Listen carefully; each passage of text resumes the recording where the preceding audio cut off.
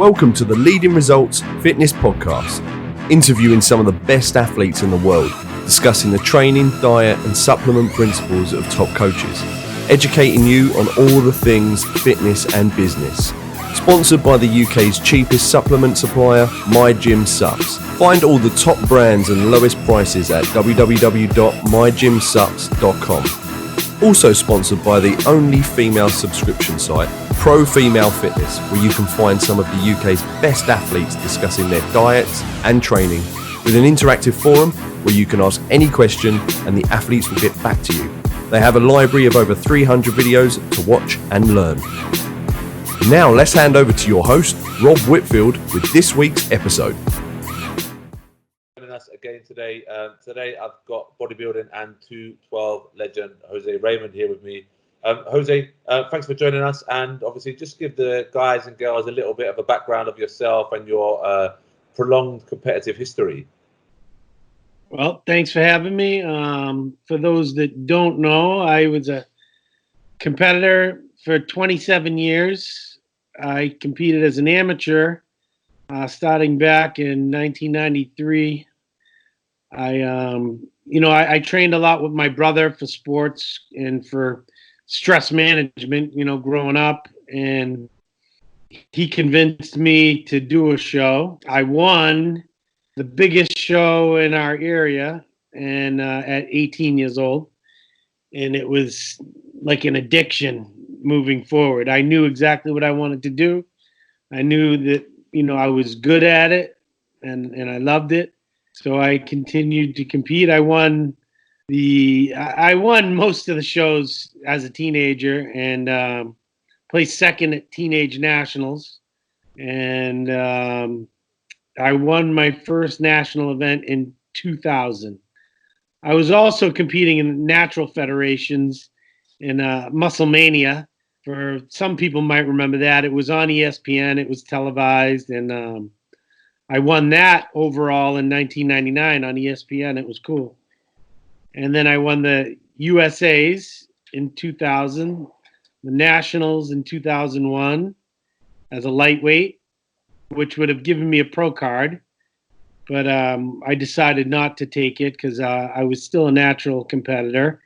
And all the guys in the pro division, there was no 202 or 212 back then. So, it was kind of senseless for me to go and compete against Jay Cutler and Ronnie Coleman, who were over 100 pounds heavier than me. So I kept going, went up a few weight classes. I won the USA, the Team Universe, and the Nationals as a welterweight in 2005. And I still declined the pro card. And I moved up to middleweights in 2007, where I won the USA and Nationals as a middleweight. And that was the year I decided to take the pro card because they added a lightweight division then. Unfortunately, a week after I won Nationals, I broke my leg. So I had to take that year off.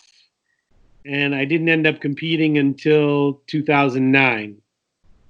And I ended up doing pretty well, out of the gate. My first two shows, I didn't do well at all. And, it was a little discouraging, but my third show, I ended up placing second to Flex Lewis, and that changed everything. I went straight to the Olympia. I was in the first call out at the Olympia and ended up placing sixth behind Flex Lewis, who placed fifth. That year was stacked. We had Kevin English winning. I think Eduardo Correa was second. David Henry was third. Mark Dugdale was fourth. Flex Lewis was fifth, and I was sixth.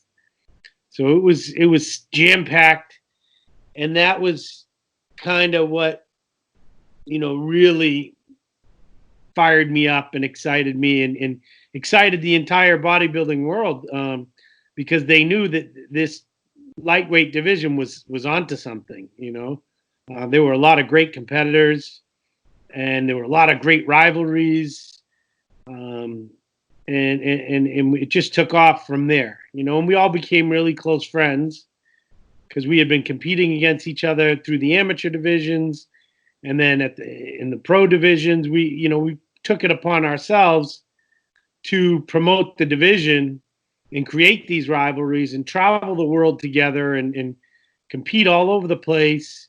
And it really grew from there.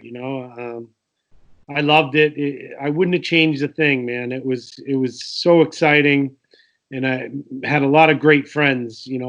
I spent an hour on the phone with Flex Lewis last night. And, we always reminiscing and talking about what we did and how we were able to build this from nothing into something that was exciting onto the Olympia stage. And what the guys need to do moving forward and, how it looks moving forward. And I think it can be great still, and I end up retiring. My last Olympia was 2018 because I had a hip replacement a few months after that. And, things are going good now. I'm feeling good. And, before this coronavirus happened, I was back to training and feeling strong again. And I look forward to getting back into it. So obviously now you're retired and you had such a long career in bodybuilding. What's changed for you in terms of your training? Obviously, I know at the moment there's the virus, but before, do you enjoy your training more? Do you enjoy your training less? Do you do more, less, or a bit of both? Well, I always enjoyed training, and I always will enjoy training. But as you get older and the injuries start to set in and the aches and pains are there, and now you don't have a competition to train for, it is a little more difficult to push yourself to the point of where I don't care. I'm gonna train as heavy and as hard as I can because I want to be the best. That has to take a backseat because I'm training around injuries. On top of that, I had my left hip replaced, but the right one is going too, as well as 2 bad shoulders and the elbows and the knees. Throughout my career, I had surgery on my left ankle, my left knee, and my left hip, and my left shoulder's junk. So I can still train. I'm still strong. To be able to train the way I used to be one of the best, I'm not sure that I'm capable of that. I haven't ruled it out, but I'm not obviously in a situation right now where I can give that answer. But once things are back to normal and I can train, I will be training hard and heavy and eating just to see what my body is capable of and, see if my legs can come back. My legs feel good.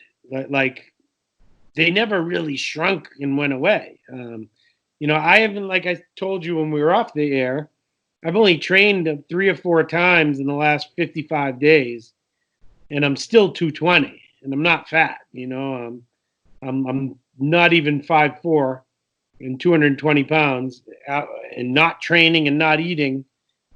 There's still a good amount of muscle on me. So I'm optimistic that once I do get back to some hard, consistent training, I will have some semblance of a bodybuilder look.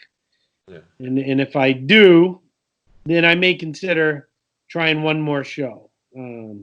Just because, not with the expectations of winning the Olympia or anything like that, but to have something to aspire to, as far as training goes. Also, I'll be opening a gym within the next year, and that'll be a good way to promote the gym and show people that age is just a number, and that you can be your best self at any age. Sure.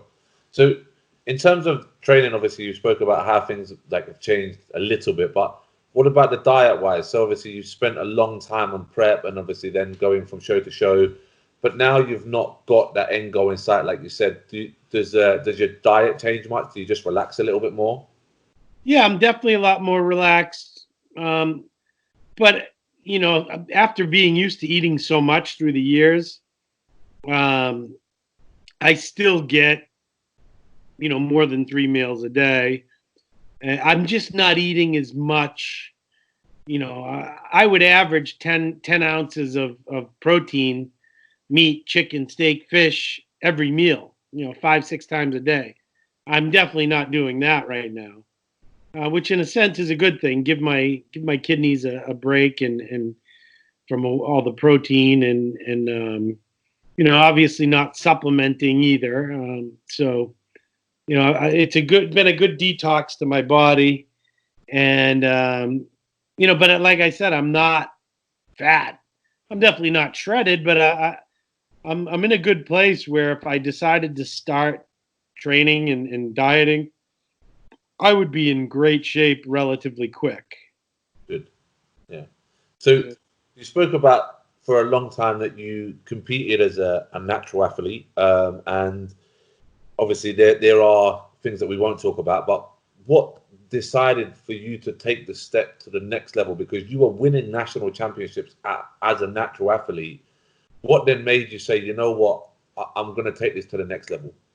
Well, I went on to the pro division, and like I said, I got smoked in my first few shows, and I knew I had every bit as good a genetics, if not better, than a lot of those guys that were beating me. And I knew, I was 34 years old. I had done my homework. I knew how to train. I knew how to diet. I knew every last aspect of being a successful bodybuilder. And the only thing I didn't implement was the supplementation. And I knew that I could be one of the best if I played by the same rules everyone else was. So that was it. If you're going to play, you got to play by the same rules. And I wasn't. And I wasn't giving myself a fair try. So that was basically it. I knew I had educated myself on all the facts of supplementation, and I had maxed out my body as much as I could by the time I was 34 years old. And I made that decision. It was a mature, educated decision. It wasn't like I was 20 years old or a teenager or 25 years old saying I want to be huge. And it was an educated decision. Yeah, sure. So do you think nowadays that you see these guys 22, 23 years old, 300 pounds, like stacked, you think potentially they're taking the wrong route and not letting themselves fill out their natural potential? I definitely think that, and I advise every young person that comes to me to wait. Especially if you look good right now. Imagine how great you could look in 5 years with 5 more years of hard training and dieting and learning your body more. I honestly don't believe anyone should take anything prior to 30 years old. Honestly, I mean, you can get so much out of yourself and learn so much about yourself and your training and your nutrition by the age of 30 that you can really make leaps and bounds once you do decide to do it. I just don't see a need for it when you're that young. Sure. And I don't want this podcast to be about this at all. So I'm going to move on from this subject now. So talk about your bodybuilding career, Jose. So you, obviously, they initially made the 202, and then they bumped it up to 210, and it went back down to 202. Then it went up to 212. Did you ever at any point struggle to make those weights? Oh, yeah. So it was 210 at first, and there was a problem with guys that are 210. They can win the open show and the 210. So, it wasn't enough of a gap. So they dropped it back down to 202. And I thought that weight was great. And toward the end, 2009, I weighed about 199, 200 pounds. So I didn't really struggle. 2010, I had a little bit tougher time making it. By 2011, we were all struggling. And it was really, all the top guys were struggling. And I think that's why they moved it up to 212. And then 212, again, I was probably competing at around 205, 206. And then 2014, I was a little heavier. Each year I was a little heavier. And by the 2015 Olympia, I mean, I was struggling to make that weight. I probably was only 206 to 208, sometimes 210 on stage once you cut all the water out. But to actually make the weight a day or two before the show was difficult. So, yeah, I did struggle to make the weigh-in, but I certainly never stepped on stage over 212. Yeah. When people like Kevin English were competing, they were like monsters. Like they looked huge on stage. There was rumors that Kevin English was like sort of 230 on stage. Did you ever stand next to him and think this guy is just not 212? I knew everyone. So I was there during the weigh-ins, and I knew how much he weighed, and I knew how big he looked. And a lot of it was just genetics. Kevin had tiny, tiny joints, and his muscles were so full and round that he did look 230, but he wasn't 230 on stage. I know what these guys weigh, and I know the process. Most people weigh less on stage than they do at weigh-in. But, the fans don't know that. They just go by what they're seeing. And they think he's 230 or 220 or whatever it was. Some of them, like Kevin, might have blown up a little bit after weigh-in. But I seriously doubt he was anywhere near 220. Maybe he weighed in at 202 and he could have blown up to 208 to 210 maybe. But even that's a stretch. That was all exaggeration. Nobody weighed way more. I never thought that because I knew what I did, and we all do similar protocols to get on stage. And I was never more than I weighed on at weigh-in. Never. I'd usually weigh in, especially as a 212. I would struggle to get there, and I'd weigh in at 211 and a half. And by the time I hit the stage and cut all my water, I'd be down another 5 pounds. So it was never what people think. Yeah, sure. I would be the first one to stick up for Flex or Kevin English when people would say, that's not fair. They weigh way more. No, we all weighed in at the same weight. It was not what people thought. Yeah, sure. So you spoke about some of your principles there in the last few days and hours leading up to the show, like cutting your water and stuff like that, which is always sort of like a hot topic. Like, should you cut your water? Should you just sip? Talk us through sort of like some of the principles that you run, Jose, and what you think would be the best principle now. So I would never cut the water completely. As a bodybuilder, your muscles need water to look full and round. I would just take in less than I would, the night before. Say prejudging is at 11 o'clock in the morning.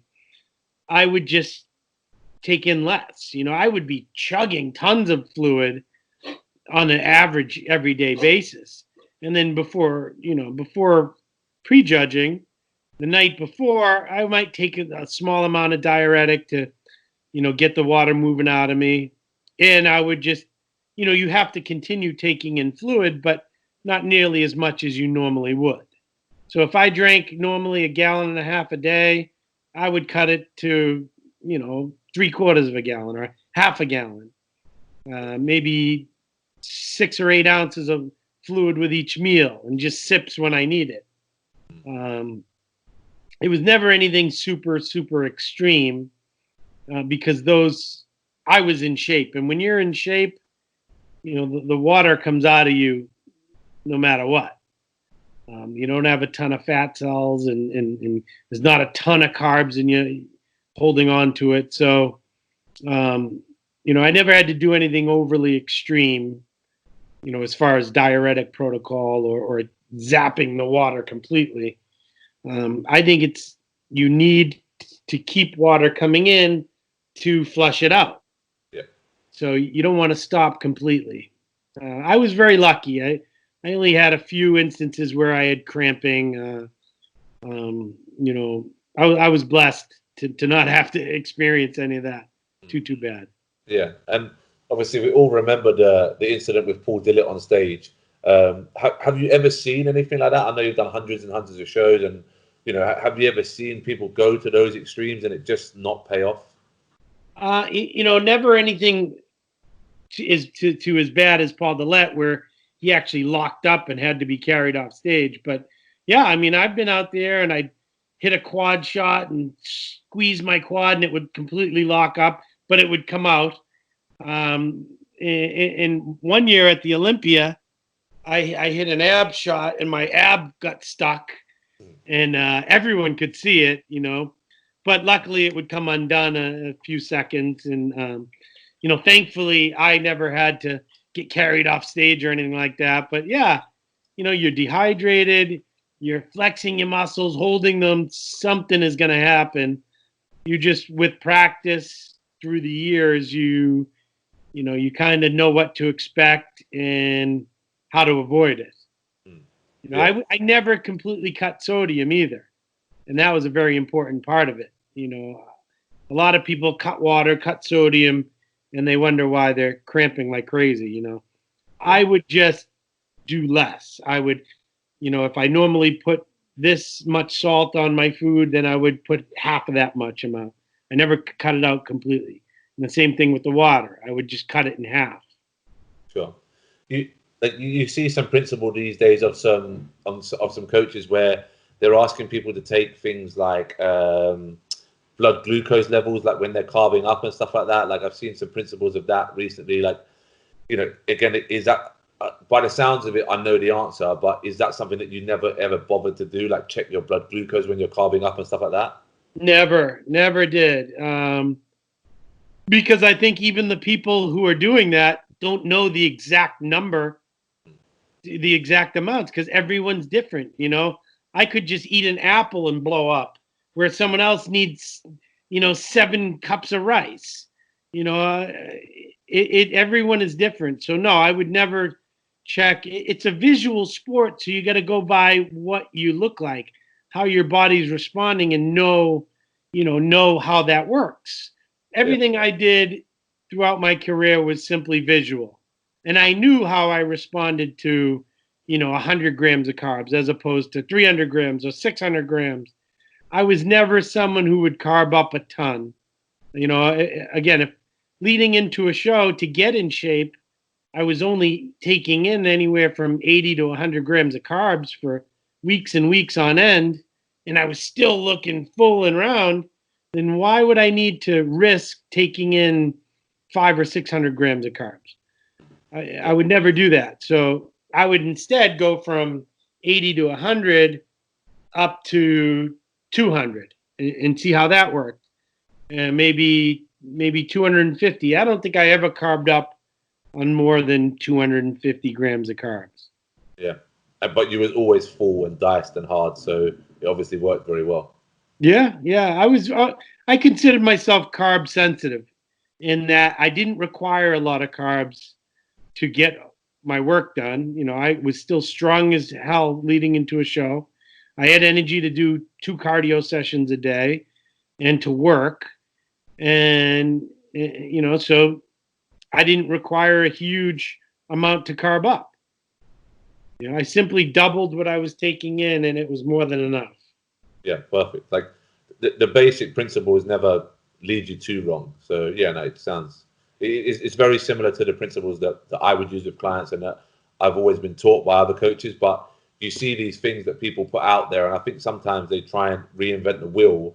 But it's great to hear that somebody who's been competing for 27 years and done, how many shows have you done? Has it 100 plus? I could say at least, yeah. Yeah, and you're still using the basic principles. So yeah, it's great to hear. Yeah.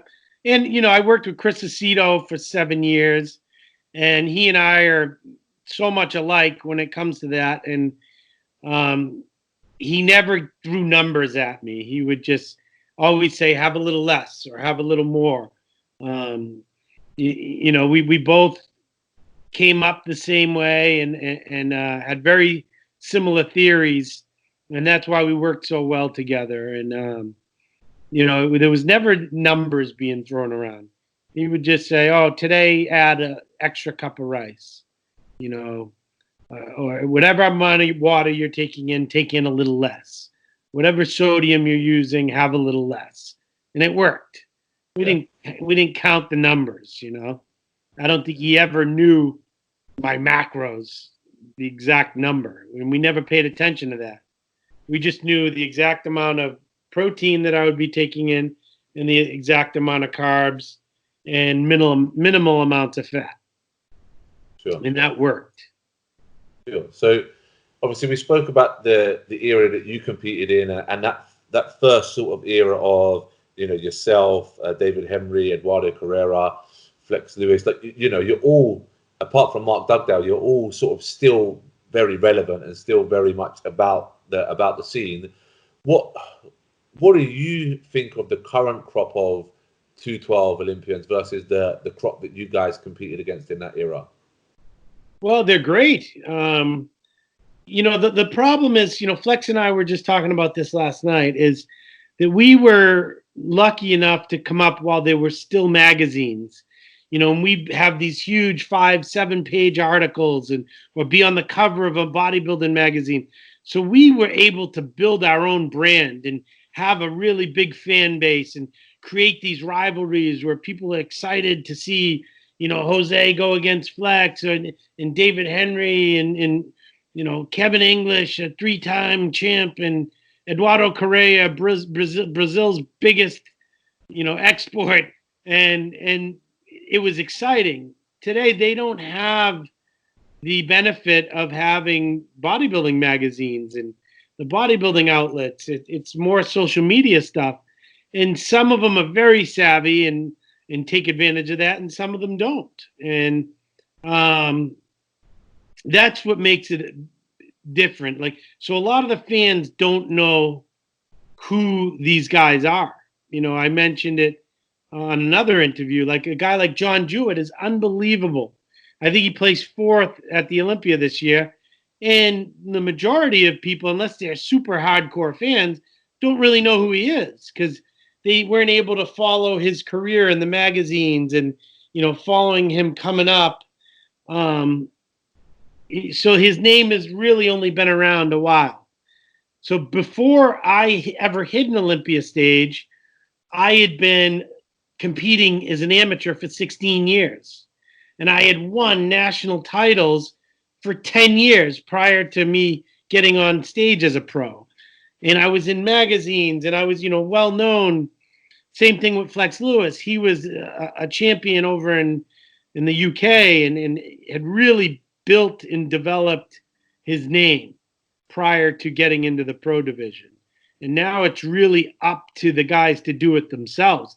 They just don't have the media outlets to do it for them. And, that's the biggest difference.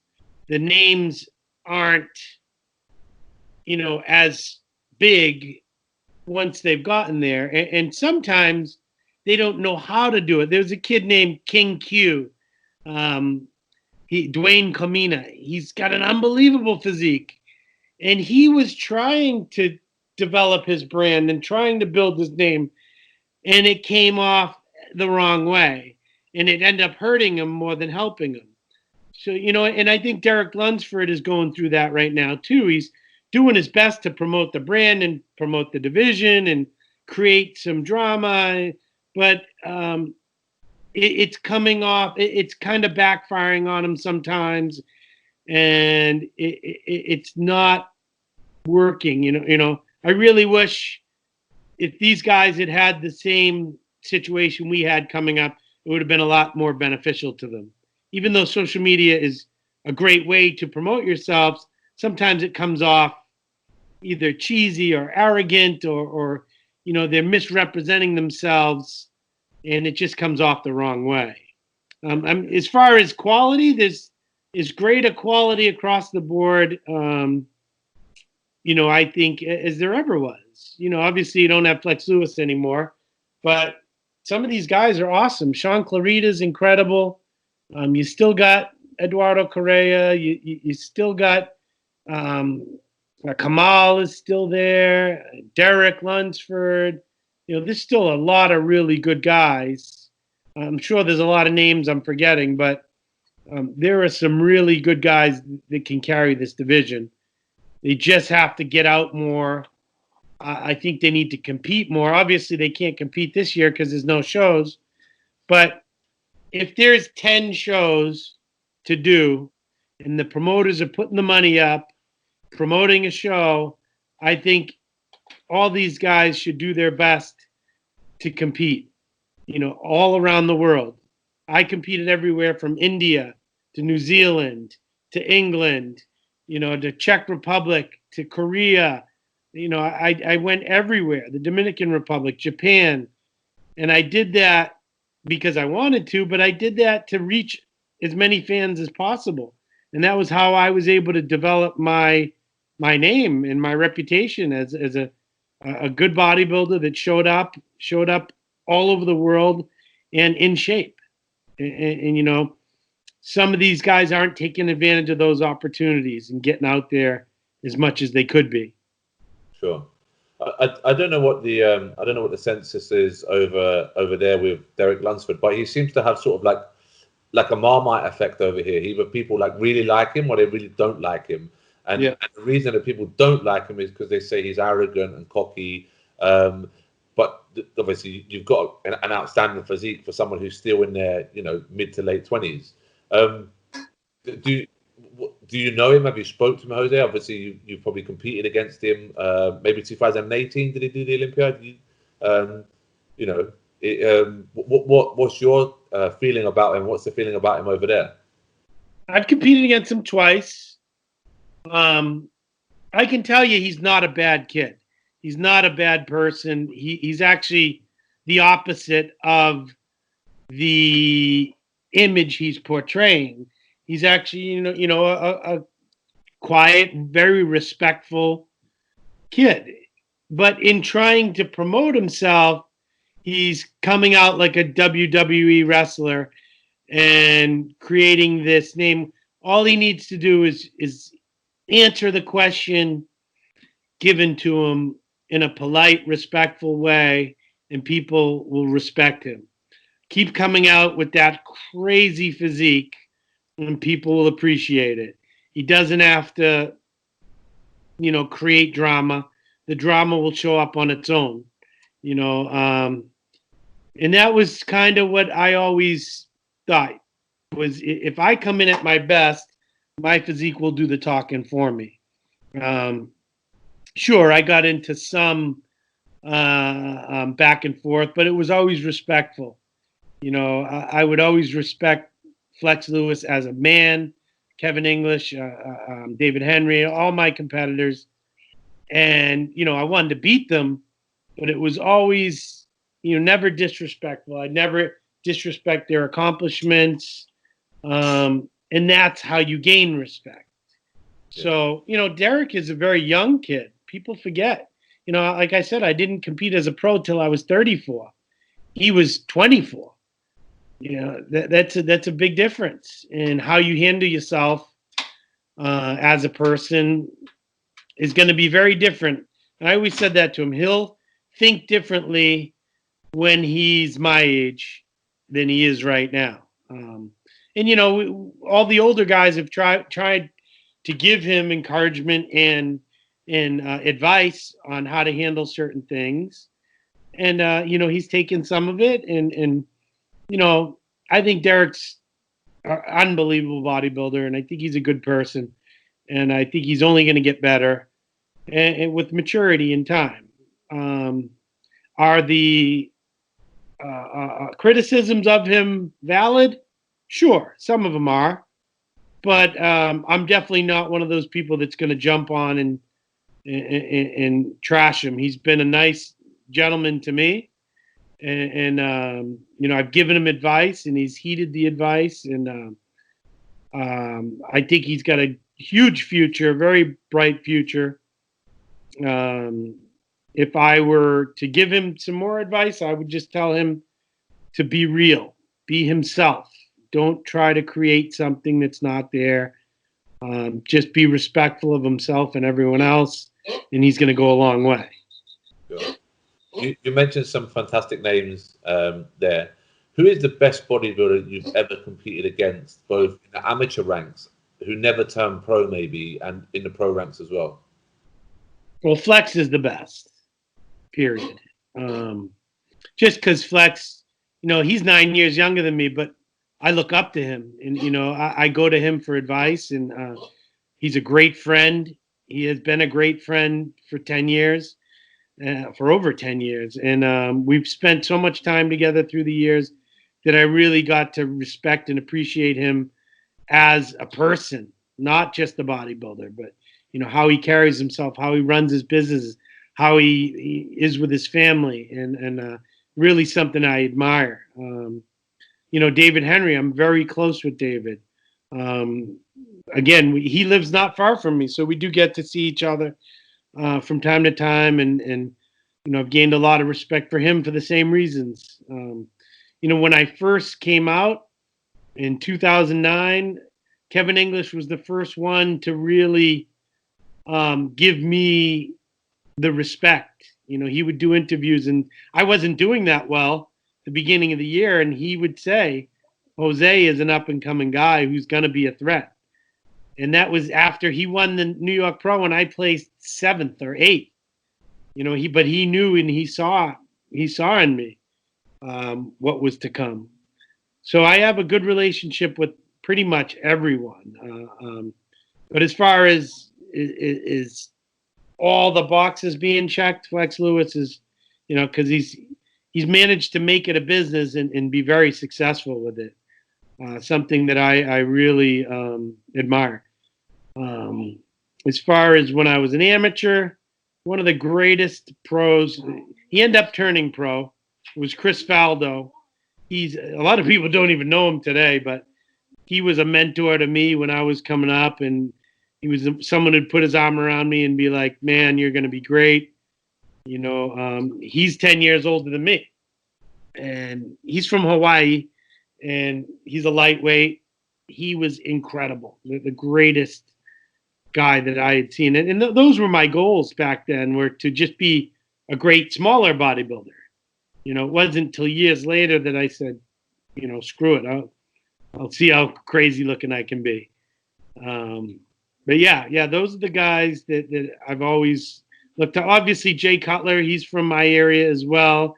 And we've been friends since we were teenagers. And he's another one who's always given me great advice and he would always check in on me and see how I'm doing. And I was later sponsored by his company, and we've been able to be all over the world and spend time together. And Jay's just like, or I should say Flex is just like Jay.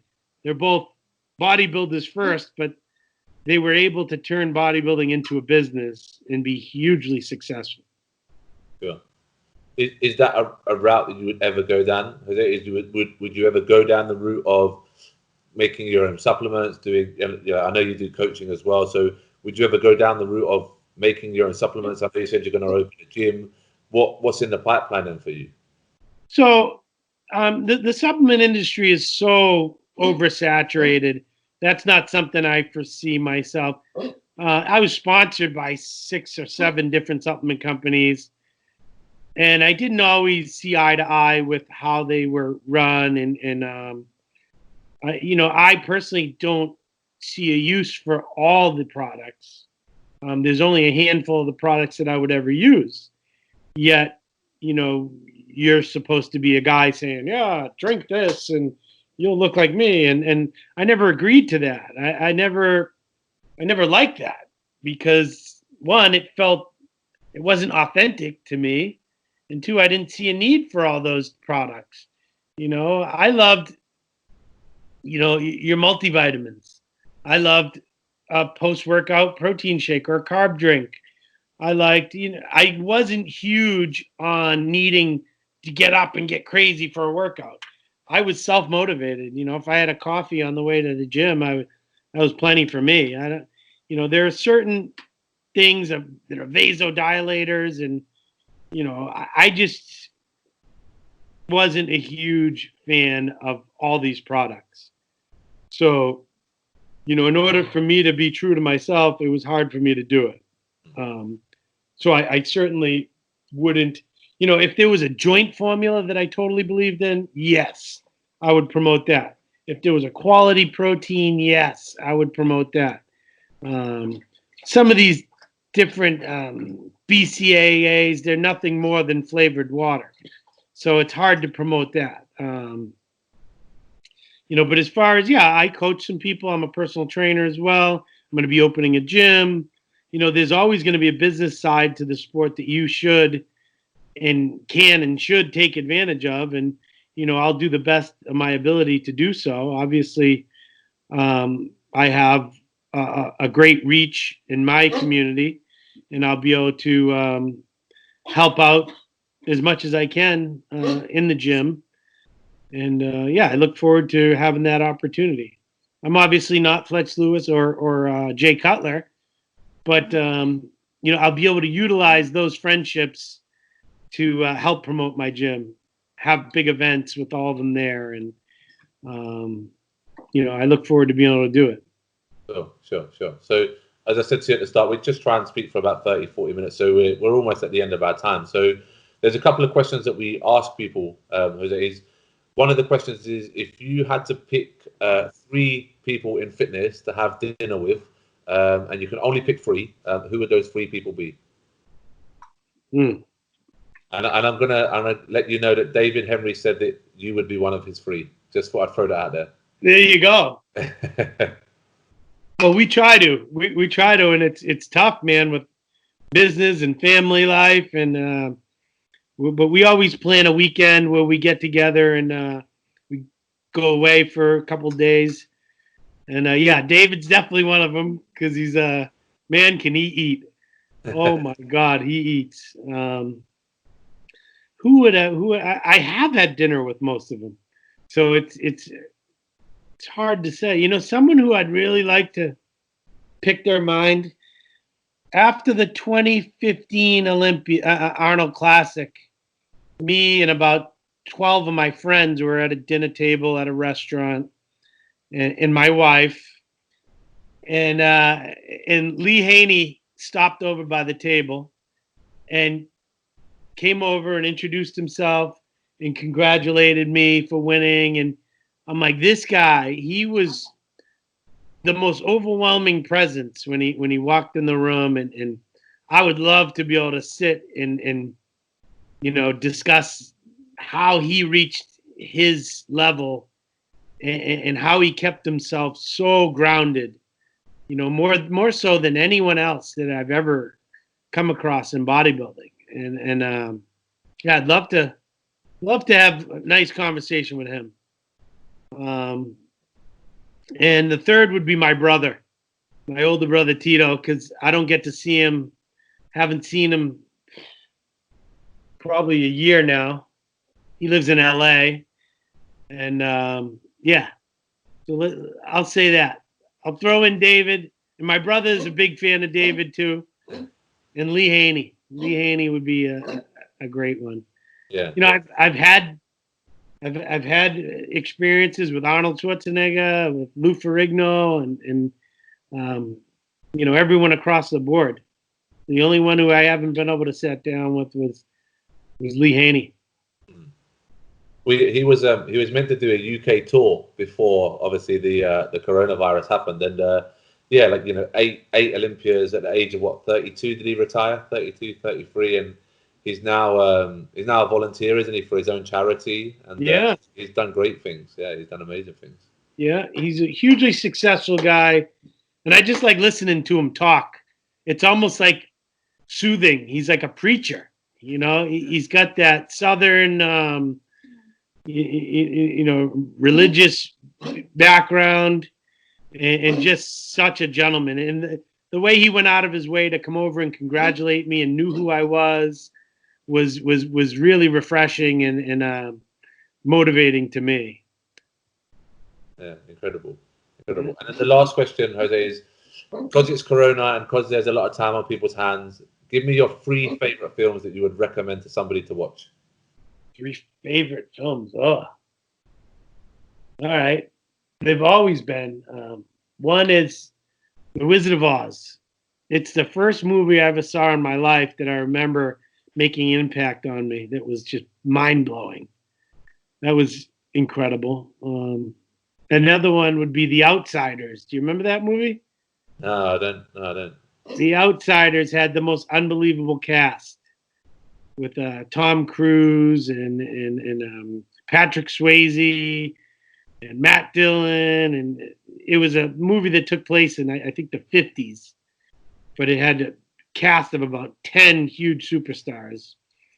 Yeah, that was one of my favorites. And the third one, it would one. There was one that was a war movie. What was that movie with Brad Pitt? It was Insidious Bastards. That's Brad Pitt. No, it was before that. Anyway, a lot of Brad Pitt movies. 7. Do you remember that one? Yeah, that was brilliant. With Morgan Freeman as well. Yeah. Yeah, that was brilliant. Yeah. Fight Club. Fight Club's another one with Brad Pitt. Yeah.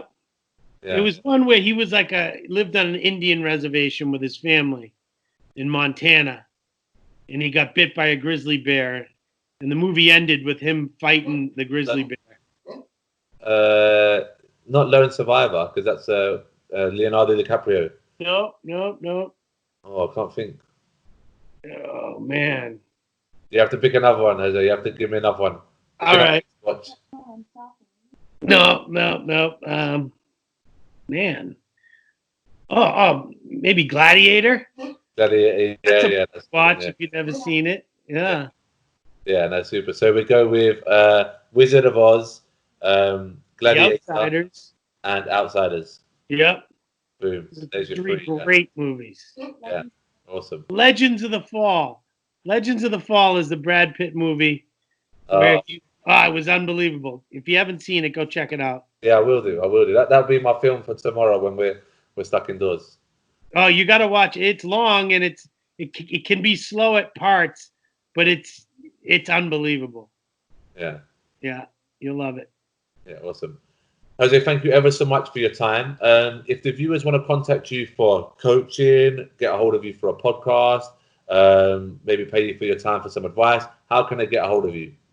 So my Instagram is the Boston Mass @thebostonmass, and my email is Jose@thebostonmass.com.